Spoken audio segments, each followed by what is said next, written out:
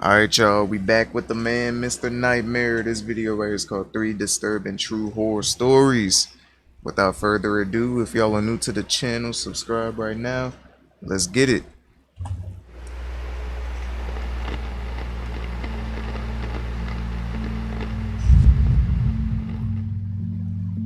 Story 1. I'm sharing this experience to encourage others to be more careful when being somewhere alone at night, especially at rest areas. This incident occurred not too long ago. This happened in North Carolina while I was traveling with my dad, who's a truck driver. I joined him for a few days on the road to gain some experience because I'm interested in getting my CDL in a few years. Okay. We're from Georgia, so the drive to North Carolina wasn't long, and we arrived basically the same day. The delivery was scheduled for early the next morning. Around 12 or 1 a.m., we stopped at a rest area for the night.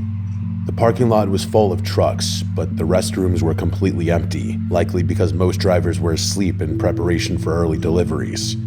As soon as we parked, my dad went straight to sleep. I'm usually a night owl, so I stayed awake. Around 2 a.m., I decided to use the restroom. I also brought my razor with me so I could line up my mustache, assuming no one would be inside at that hour, and that I'd feel free and comfortable taking my time, since I usually only do that at home. When you enter the restroom, there's two sections, one on the left and one on the right. I went to the left side and noticed a man standing near the urinal. He was very tall, at least around 6'4". I didn't think much of it and went into a stall to use the bathroom. Afterward, I washed my hands. I noticed that he was still standing there. Just as I was about to leave, he unzipped his pants and began using the urinal. I felt uncomfortable, but I didn't think much of it at the time still. To make it seem like I had left, I went to the right side of the restroom instead. I stood in front of the mirror to line up my mustache. However, around 10 seconds later, the same man entered that side of the restroom. This immediately raised concern.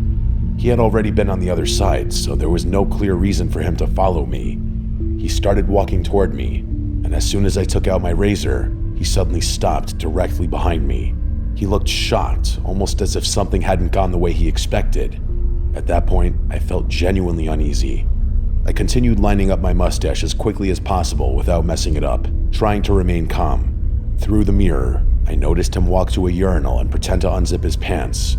When I looked back at him, he was staring directly at me, pretending to use the urinal. He nodded at me, and I nodded back, not because I felt comfortable, but because I didn't want him to think I was aware that he was up to something. A few seconds later, he entered an empty stall.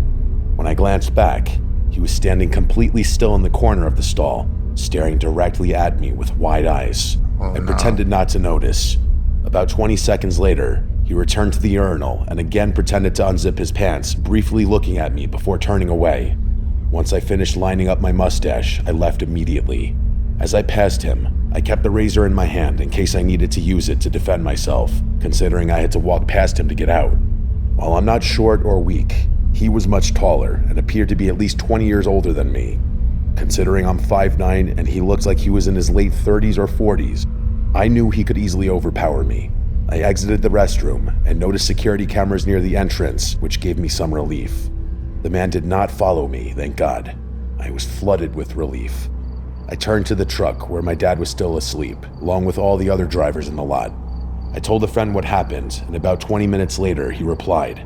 He suggested I go back to the restroom on FaceTime with him, which I did for some reason. What? However, the man was gone. I explained everything in detail and showed my friend where the guy had stood and been before. Then I left the restroom about 5 minutes later and ended the call since he had to go. As I stepped outside again, I noticed a separate parking lot behind the rest area for passenger vehicles. One red car had its headlights on and was the only car illuminated. When I turned to look at it, the headlights immediately shut off. I couldn't see who was inside due to the darkness and distance. I don't know if the driver just got there and was parking, leaving, or possibly even the same man from earlier, but the timing unsettled me. I went back to the truck where my dad was still asleep. Nothing else happened that night. I returned to my normal life. However, I never told my dad about the incident because he's very strict and had only recently started letting me go outside alone.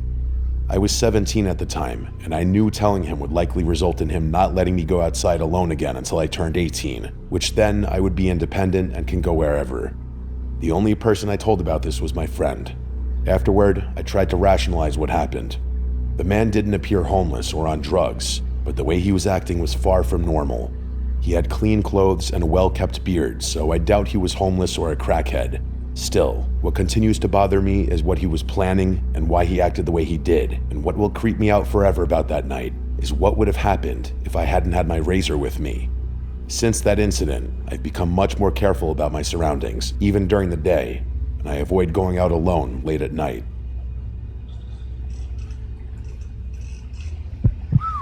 Story 2.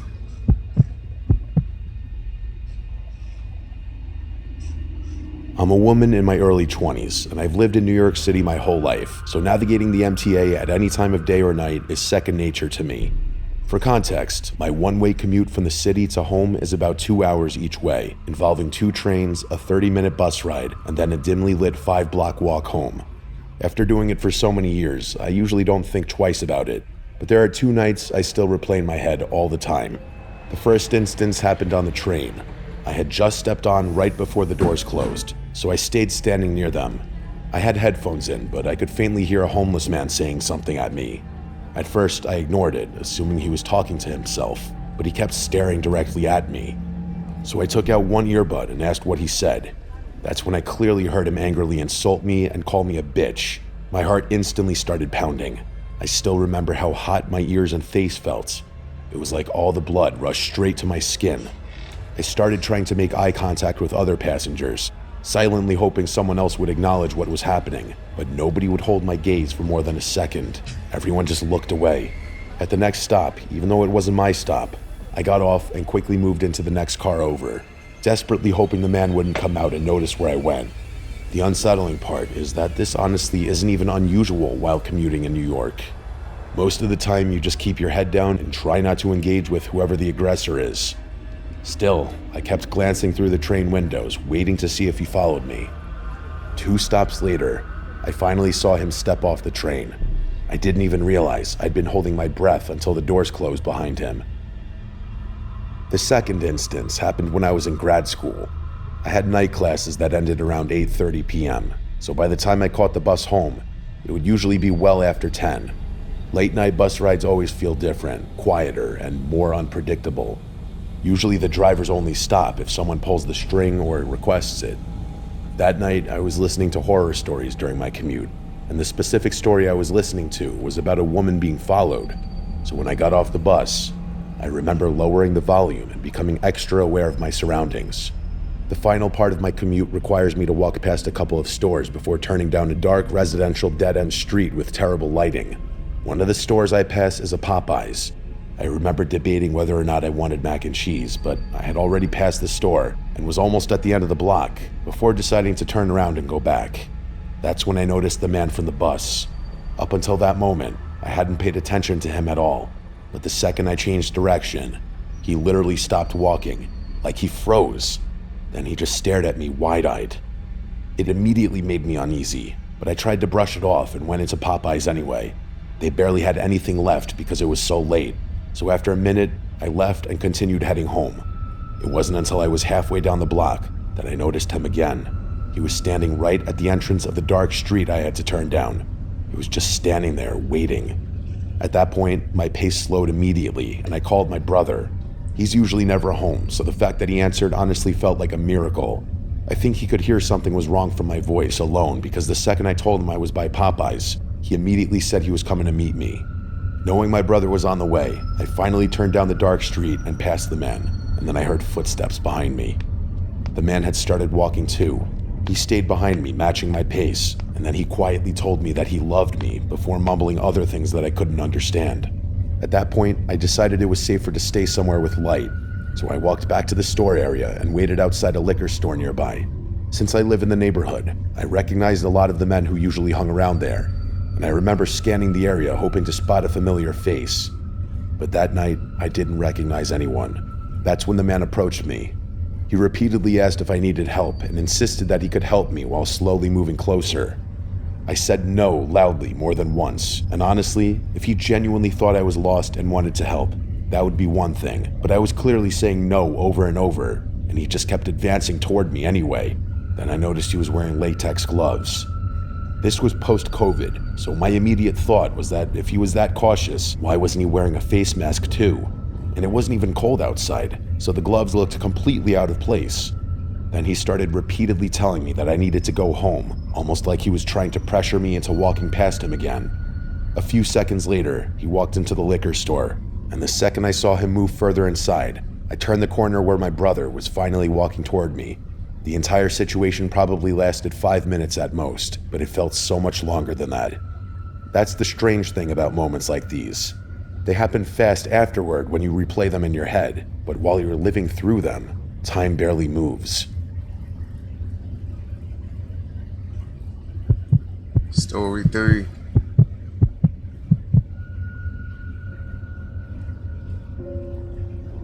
The story I'm about to tell is truly one of the most terrifying things that has ever happened to me, and is a prime example of how a great night can quickly turn into a real-life nightmare. Here we go. These events took place a couple of years ago when I was 19.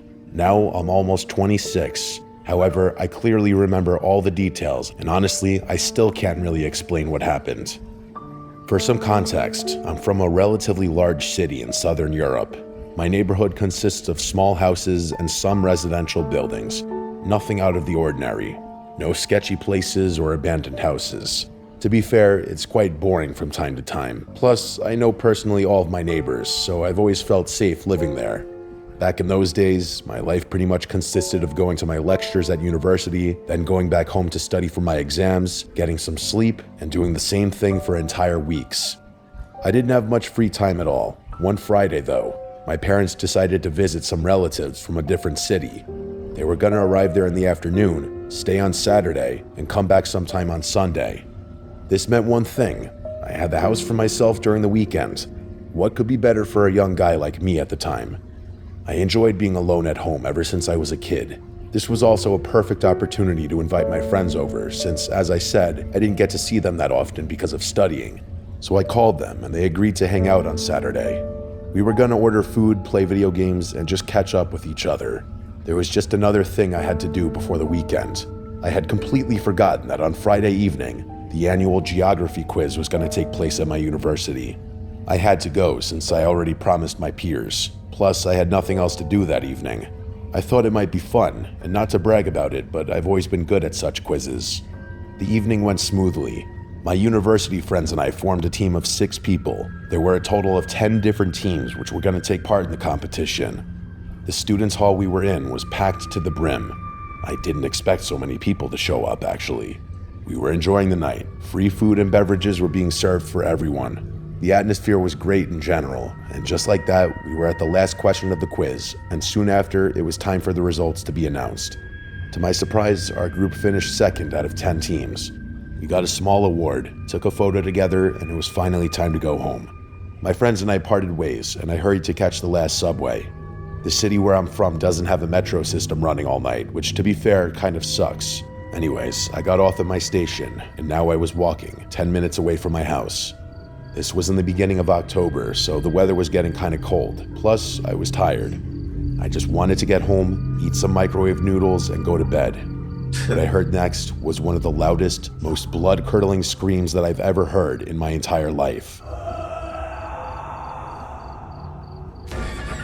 It was a human scream, a man's to be more specific, but it sounded as if the person was getting his arm cut off, like he was in excruciating pain. What? I stopped immediately in my tracks and tried to look around so I could see where it came from. It was so strange because that whole street was completely quiet. Most of the houses, if not all of them, had already turned their lights off.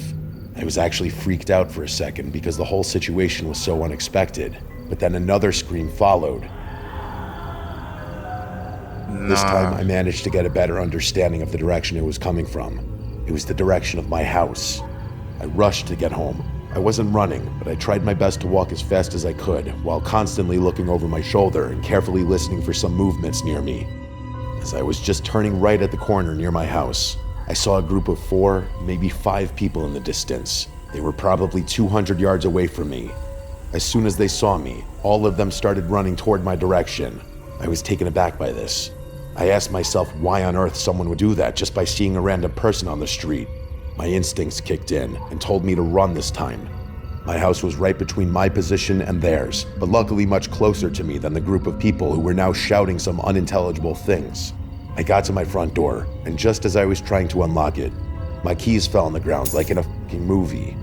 I picked them up, but before turning the key, I decided to have a final glance at those men. All of them were homeless looking with dirty, ripped clothes. Seeing this, I knew I did the right thing to run. Finally, I got into my house, then closed and locked the door as fast as I could. I was breathing so heavily and all kinds of thoughts were going through my mind. For example, that they were going to break in any second now and that my parents were not at home, meaning I was all alone. I stayed and listened next to the door in complete darkness for what felt like an eternity, but it was probably a couple of minutes. Nothing happened. Everything was silent outside. This was somewhat reassuring, but very weird at the same time. Deep down, I knew the danger had not passed yet, and most likely the attackers were still out there. After a minute or so, I slowly got up and went to look through the window. There was no one. I went to the other window near the kitchen, and yet again couldn't see anyone. Just an empty street with the wind blowing the tree branches. Still, I decided it would be better to dial 112 and report all the strange things which happened that night. I explained everything to the lady on the phone, including the screams I heard earlier. To be honest, she wasn't so helpful at first. For some reason, she kept asking me multiple times if I knew the people who ran after me, and since I wasn't harmed, they pretty much can't do anything. At the end, she said she'll send a police car to patrol the area, and that they'll keep me updated if they see anything suspicious. I thanked her and got off the phone. Maybe 15 or 20 minutes later, I saw a police car moving slowly through the neighborhood and passing my house. This was when I decided it was time to get some sleep, simply because I was so exhausted. It was way past midnight at that point. The next morning, I tried my best not to think of the events from last night, but there were so many questions in my head that still remained unanswered. My best friend called and said our other friend is feeling sick, so he won't be coming today. So it was just me and him hanging out at my house all day. Before him leaving, I decided to briefly mention yesterday's story without much details so I didn't get him worried. We joked about it, but at the same time, I saw he was genuinely concerned about me. My parents called too and asked if everything was okay. I said yes, since I knew how easily my mom gets worried. I was going to tell them, but I wanted to do it after they arrived back home. In the evening before bed, I double-checked all the doors and windows in the house to see if they were locked. I turned on a movie on the TV, and I slowly started forgetting everything that happened last night until maybe an hour into the movie. I could swear I heard a loud bang from outside. It sounded like someone threw a rock at the house. I grabbed the remote and turned the TV off so I could better hear. I wasn't sure if it really happened or the paranoia was making me hear things. Again, complete silence. I didn't know what games were being played here, but slowly the fear was turning into annoyance and anger. I peeked through the window of my bedroom, which is on the second floor facing the street, and everything seemed normal. I decided to stay awake and alert as long as possible, but I guess at some point around 4 a.m., I dozed off. Several hours later, I was woken up by the sounds of my family getting home. It was already around noon. I had slept throughout half of the day basically, which is unusual for me. At first, they joked that I looked like I had just woken up and asked to help them with their bags from the car. I thought it was time for me to tell them about everything that happened those past 3 days. And as I expected, they got very upset and worried, but at the same time, they were glad I was okay. A week later, we decided to install cameras in front and in the back of the house, and nothing similar has happened again. I never got an update from the police either. To this day, I have no idea what could have caused those people to chase after me. Who was that screaming man, and why was he in such distress? Was he an actual victim of the lunatics, or was this some sort of sick strategy by them to lure people closer, chase after the potential target, then rob them, or even worse? Lastly, was the sound I heard on the second night connected to all this, or was it just my mind playing tricks on me? I've asked myself the same questions a million times, but I guess I'll never be certain enough to know the truth. Alright, y'all, that's it. Y'all let me know in the comments down below how y'all feel about this video, and let me know in the comments down below what y'all think I should react to next. If y'all are new to the channel, subscribe right now. I love y'all. Stay blessed. And we out of here. See y'all in the next one.